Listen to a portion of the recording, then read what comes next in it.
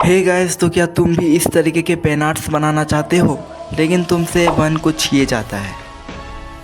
तो तुम चिंता मत करो, क्योंकि आज मैं इस वीडियो में तुम्हें 3 ऐसे टिप्स दूंगा जिससे तुम भी अच्छे पेन आर्ट्स बनाने लग जाओगे। और मैं अभी तुम्हें कुछ अपने पेन आर्ट्स दिखाना चाहता हूँ जिससे तुम्हें ये ना लगे कि यहाँ पर मेरा टाइम पास हो रहा है। और वीडियो को प्लीज़ बिना स्किप किए हुए देखना, क्योंकि लास्ट में एक बोनस टिप है। और अगर तुम वीडियो को स्किप करके देखते हो तो बोनस टिप तुम्हें समझ में ही नहीं आएगा, और अगर वो समझ में नहीं आया तो पिछले के जो 3 टिप्स मैं बताऊंगा उनका भी कोई फ़ायदा नहीं। वैसे पेन शेडिंग में सबसे ज़रूरी है कि तुम डार्क टू लाइट जा रहे हो या फिर लाइट टू डार्क।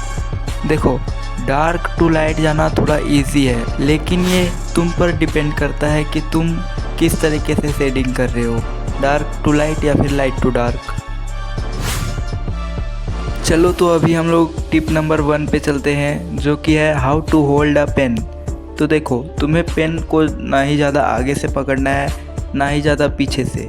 तुम्हें उस जगह से पकड़ना है जहाँ पर तुम कंफर्टेबल हो लाइट स्ट्रोक्स निकालने के लिए। जैसे तुम यहाँ पर देख सकते हो कि मैं अभी पेन को बहुत ही आगे से पकड़ के शेडिंग कर रहा हूँ, जिससे मुझे एरिया बहुत ही कम मिल रहा है और स्मूथ शेडिंग बिल्कुल भी नहीं हो रहा है। वहीं अगर मैं पेन को ज़्यादा पीछे पकड़ता हूँ तो इससे शेडिंग तो हो रही है, लेकिन मेरा इस पे पेन कंट्रोल नहीं है और इस शेडिंग में वो स्मूथनेस नहीं आ रही है जो हमें चाहिए। और अब मैं पेन को अपनी कंफर्टेबल जगह पर पकड़ूंगा जिससे लाइट और स्मूथ शेडिंग हो। तो पहले टिप में मेरे कहने का मतलब यही था कि पेन को कहाँ पकड़ना चाहिए जिससे हमें स्मूथ शेडिंग मिले। और अब मैं तुम्हें बताने जा रहा हूँ टिप नंबर 2, जो कि काफ़ी इम्पोर्टेंट है। देखो, तुम्हें अगर इस तरीके की स्मूथनेस लानी है लाइट और डार्क में, तो तुम्हें सीखना पड़ेगा कि लेयरिंग किसको कहते हैं। तो जिस भी पार्ट में हमें शेडिंग करना है उसमें सबसे पहले हम लोग एक बेस लेयर देंगे जो कि काफ़ी लाइट होगा, और धीरे धीरे जहाँ पर डार्क होगा वहाँ पर हम लोग ज़्यादा लेयर देंगे। और हमेशा जो हम स्ट्रोक्स लगाएंगे वो एक ही डायरेक्शन में नहीं होगा। हम लोग लेयरिंग के लिए क्रॉस हैचिंग मेथड का यूज़ करेंगे। जैसे देखो, अभी मैंने इस तरीके से स्ट्रोक्स लगाया है, तो अभी हमें इसके ऑपोजिट डायरेक्शन से स्ट्रोक्स लगाना है। और इसी तरह लेयरिंग करते करते हमें डार्क और लाइट को अलग अलग करना है, जिससे हमारा शेडिंग स्मूथ होगा। और साथ ही साथ हमें उंगली से स्मजिंग भी करना है, जिससे थोड़ा सा स्मूथनेस हो रहा है। और हमें इस बात का ध्यान रखना है कि एक छोटे से पार्ट को सेट करने के लिए हमें बहुत ही ज़्यादा लेयर्स का यूज करना पड़ सकता है, तो पेशेंस रखना। और इसी तरह हमें ड्राइंग में भी शेडिंग करनी है। तो अब मैं तुम्हें बताऊंगा टिप नंबर 3। तो देखो, तुम्हें सबसे पहले तो इस तरीके ड्राइंग्स नहीं बनाना है पेन से। तुम्हें सबसे पहले बनाना सीखना होगा बेसिक शेप्स, जैसे सर्कल, स्क्वायर, रेक्टेंगल।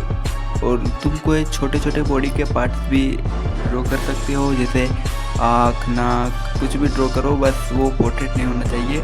इससे तुम्हें प्रैक्टिस होगा और तुम्हें समझ में आएगा कि डार्क कहाँ है, लाइट कहाँ है। मतलब कि तुम्हें जब तुम बेसिक शेप्स ड्रॉ कर रहे होगे तो तुम्हें समझना भी है और प्रैक्टिस भी करना है, जिससे तुम्हारा जो पेन कंट्रोल है वो अच्छा होगा। और इससे तुम काफ़ी अच्छी ड्राइंग्स बना सकते हो पेन से। तो अब मैं तुम्हें बताता हूँ बोनस टिप क्या है। तो बोनस टिप कुछ नहीं है, बस ये 2 चीज़ें हैं। पहला प्रैक्टिस और दूसरा पेशेंस। अगर तुम इन दोनों को फॉलो नहीं करोगे तो तुम कितना भी टिप्स एंड ट्रिक देख लो, तुम्हारा ड्राइंग अच्छा नहीं होगा। और ये सिर्फ पेन आर्ट की बात नहीं है, बल्कि कोई भी मीडियम हो, ये दोनों चीज़ अगर तुम फॉलो नहीं करते हो तो तुम्हारा कोई भी मीडियम में अच्छा ड्राइंग नहीं बनेगा। और एग्जांपल के लिए तुम देखो, ये जो ड्राइंग है ये मेरी तब की ड्राइंग है जब मैंने पेन आर्ट शुरू किया था, और ये मेरी अभी की ड्राइंग है। और तुम इन दोनों ड्राइंग्स में डिफरेंस देख सकते हो। तो मैं तुम्हें मिलूँगा अगली वीडियो में, तब तक के लिए बाय बाय।